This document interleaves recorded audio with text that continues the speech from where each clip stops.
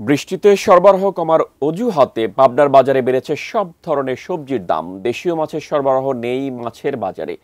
শহরের মাসুম বাজার থেকে জানিয়েছেন পাবনা প্রতিনিধি রিজভি জয়। গত কয়েকদিনে বৃষ্টির প্রভাবে পাবনায় কিন্তু বেড়ে গেছে সব ধরনের সবজির দাম। আজকের বাজার ঘুরে আমরা দেখেছি 40 টাকার নিচে কোনো সবজি পাওয়া যাচ্ছে না।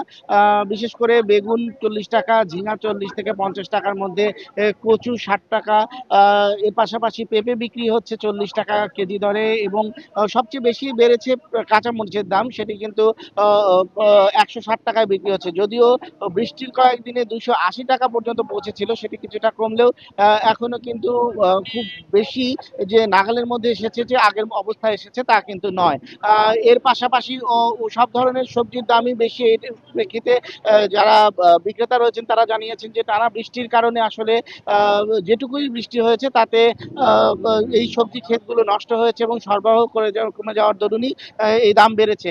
এদের বাজারে রুই মাছ ছোট সাইজের গুলো 280 থেকে 300 টাকা, এবং বড় সাইজের গুলো 350 থেকে 400 ও 450 টাকা এরকম বিক্রি হচ্ছে। কাতল মাছের দামও প্রায় অনুরূপ।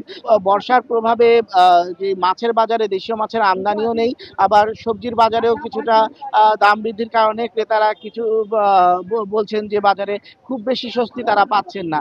এই ছিল আমার কাছে পাবনার বাজারের সর্বশেষ খবর।